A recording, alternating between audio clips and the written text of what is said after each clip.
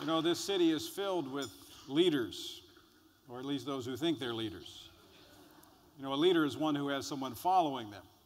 If nobody's following them, they're just taking a walk.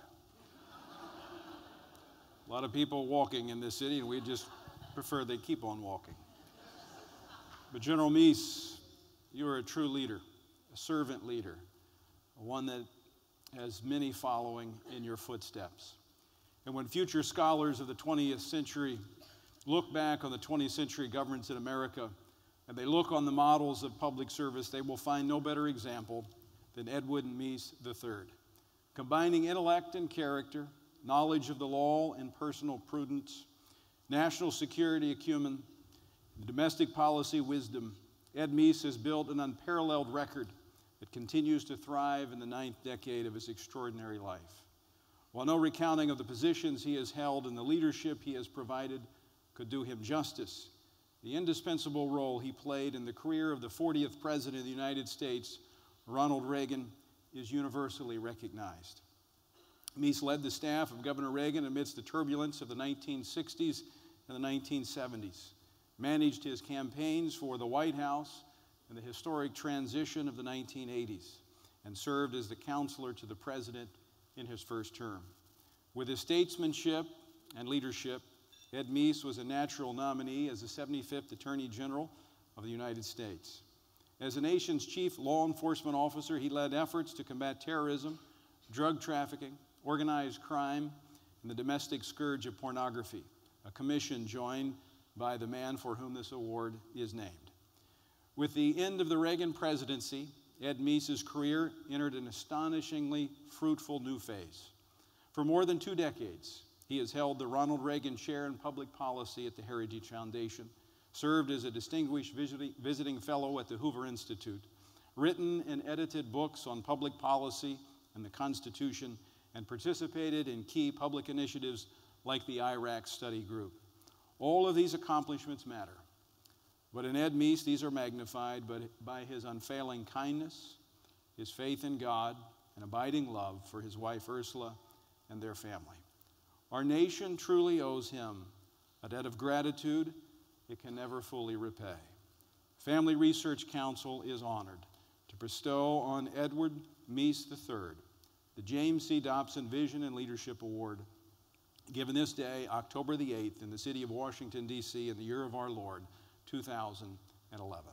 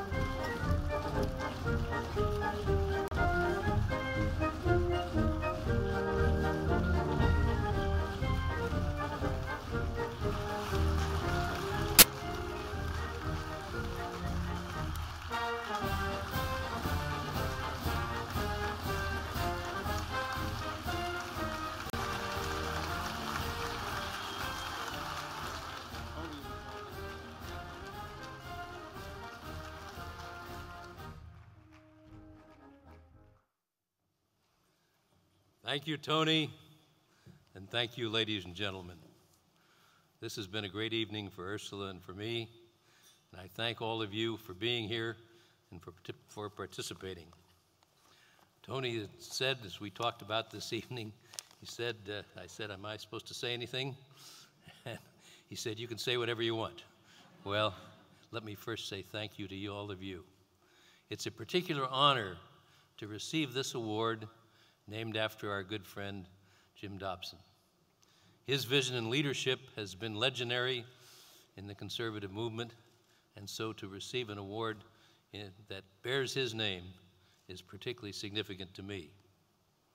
As I stand here tonight, I thank God for this award, for this gathering, and for all the blessings that I've received.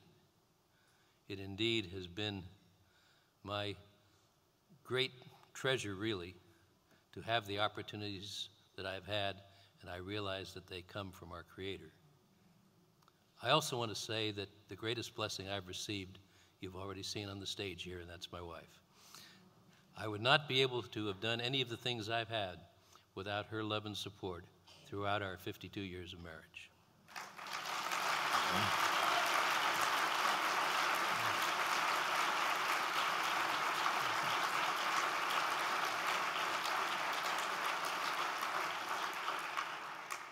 And I'm extremely grateful to all of the people who have talked here tonight and said these nice things about me. The only thing is they did blow my cover on the donuts. And I suspect, Tony, there'll be at least one sprinkled donut left in the future, or else I won't be able to go home at night. Seriously, I am grateful to you, Tony, and to the Family Research Council for this award and for this great gathering. Tony does such a great job. You saw his background as a Marine, a police officer, a legislator, public servant, and now president of this most important organization, without which the conservative movement would be certainly lacking, as they represent the social conservatives, really all the conservatives, but particularly emphasizing the social issues which are so important to our movement. And I'd like to thank each of the people who spoke tonight, both for their friendship and for their kind words. Brent Bozell, what a privilege to work with you. I admire so much what you do with the Media Research Center and the wisdom and strength you bring to the conservative movement on those meetings on Wednesday morning. Mark Levin, I'm grateful for your friendship, your comradeship from the Justice Days on, and also proud of what you're doing today as you bring truth to the people through your magnificent radio show. I could go on with others, and I particularly appreciate Phyllis being here tonight. As was pointed out, she is the conscience and the inspiration of the conservative movement. It was my honor to participate when she received this award some time ago, and so again, this award is particularly significant as I follow in her steps in this regard. And Alan Sears, what a great job you have done, both as the executive director of the Commission on Pornography, your work in the Department of Justice, and now founding and bringing into great prominence the Alliance Defense Fund, one of the best examples of conservatives who are donors and supporters working together with outstanding lawyers to support the basic moral foundations of our country. And to see Ed Fulner appear here and the kind words that he said, again, I appreciate his friendship and the privilege it has been to work under his leadership at the Heritage Foundation. And also, I would like to thank all of you who are here tonight, and all of you who have participated in this Value Voters Summit. As I receive this award, I realize that it's coming from a group of people who are stalwart defenders of our democratic republic. You are the patriots on whom the future of our society depends. As Bishop Jackson said earlier, you are representative of God's people who are working night and day in order to preserve the values that have come down to us through our faith over the years, and applying those values for the good and the benefit of our country. What you have done here and what you will be doing when you return to our homes is critical to preserving the moral and the political foundation of our nation. Tonight, you've heard a great deal about the theme of this event. You see it behind me.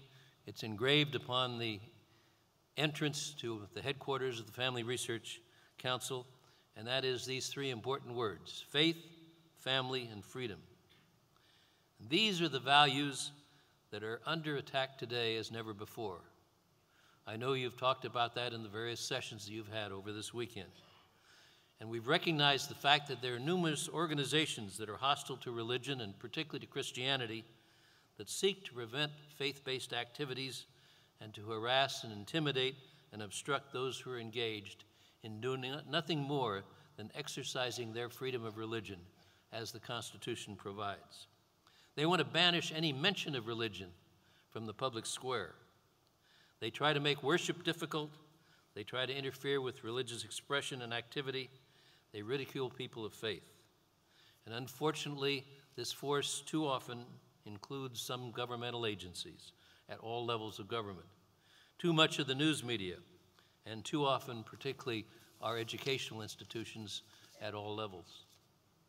Likewise, heavily financed organizations today are engaged in a massive assault on the family, the second of those words, and on the tradition of marriage. As Archbishop Timothy Dolan of New York has said, those who attack marriage are engaged in a perilous presumption to reinvent the very definition of an undeniable truth that has served as the very cornerstone of civilization and culture from the start of our existence. These forces of evil seek to impose their ideas and their concept of morality upon the rest of society in defiance of centuries of universal tradition and understanding. As we see these ideas and this desire to change the family, we see it in television programs, we see it in newspaper coverage, in moving pictures, and most insidiously in the indoctrination that is taking place in our colleges and schools today.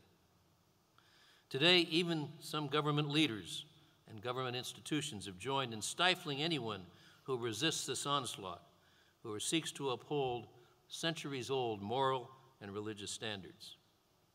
And finally, our fundamental bedrock of freedoms are also at risk. Again, well-financed special interest groups and their political allies seek to expand the power of government, increase its intrusion into our lives and into our work, and limit the power of our citizens to make their own decisions. We try and we all work to be able to figure out what ought to go on in our lives, how we can attain our highest ambitions, how we can serve each other, help each other, how we can worship God in our own way. And yet politicians and interest groups compound this assault on liberty by constantly seeking not only to impose upon us their views in the absence of the majority of citizens wanting to follow what they propound, but also seeking to confiscate more and more of our earnings and penalizing those who are willing to invest, provide jobs, and contribute to the national economy. And in this regard, let me say that taxation, which is one of the topics I know has been discussed here and which brings together all kinds of conservatives, whether they be most interested in social issues or financial issues or national security issues. Because taxation is not just a financial issue, it's also a freedom issue. It determines to the extent to which individuals and families can make their own decisions about what they've earned and how they can make their contribution, whether it be to their churches, to charitable organizations, or whether, on the other hand, the money will be taken by government and disposed of in the way that politicians want. Well, these assaults on faith, family, and freedom are conducted through propaganda, through demagoguery, deception, hypocrisy, outright falsehoods, and the suppression of truth. On a note that's very personal to me, and Ronald Reagan was mentioned so often tonight, I've been appalled that the purveyors of falsity are even trying to hijack the memory of Ronald Reagan. They deceitfully try to distort his words to make it appear that he would support their efforts to increase taxes and expand governmental power. I assure you, nothing could be farther from the truth.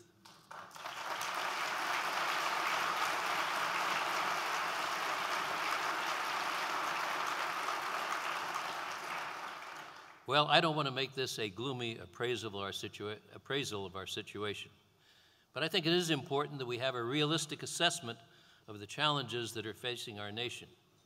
But there's also a lot of good news, and the good news is represented by you who are here tonight and what's gone on here over the last couple of days. You and millions of people like you around the country are rising to the challenge and are willing to fight back. More people are reading the Constitution today, I suspect, than at any time in recent history. At the Heritage Foundation, we've distributed millions, literally millions, of constitutions who people have listened to Mark Levin on the radio or seen our websites on television and have written in to ask for those constitutions. People are studying the founders. They're understanding why those men so many years ago worked so hard to give us a constitutional republic that was based on liberty and the rule of law.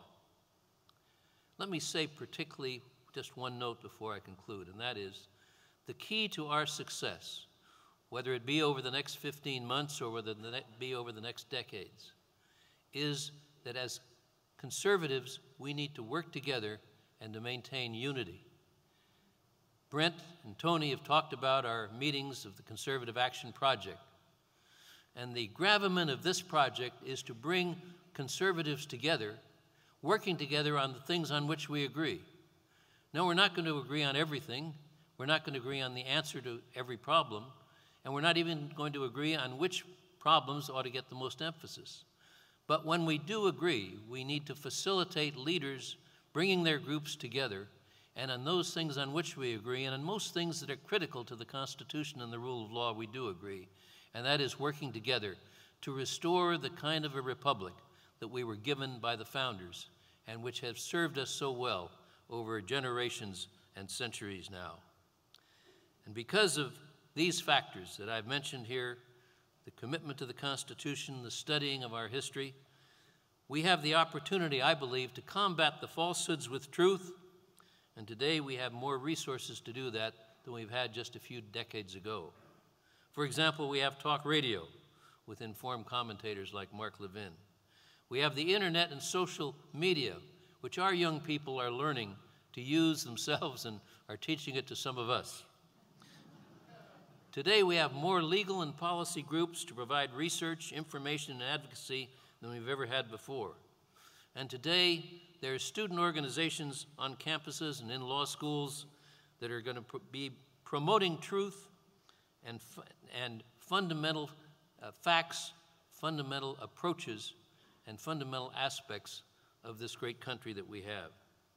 And that's why I believe that we are on the threshold of some great victories. There are going to be some tough fights, some tough challenges, but if we do work together, I think that we will indeed be able to prevail. And through dedicated, informed citizens like yourselves, we have the capability to promote a return to the ideals and practices that have made this country the greatest nation in the history of the world. We can restore the republic that the founders and patriots since then in every era have given to us. And that's why this award that you are giving to me tonight and your presence here in this gathering means so much to me. It will be a continuing reminder that we will and we can accept the challenge, affirm our commitment to faith, family, and freedom, and together we can take back America. Thank you.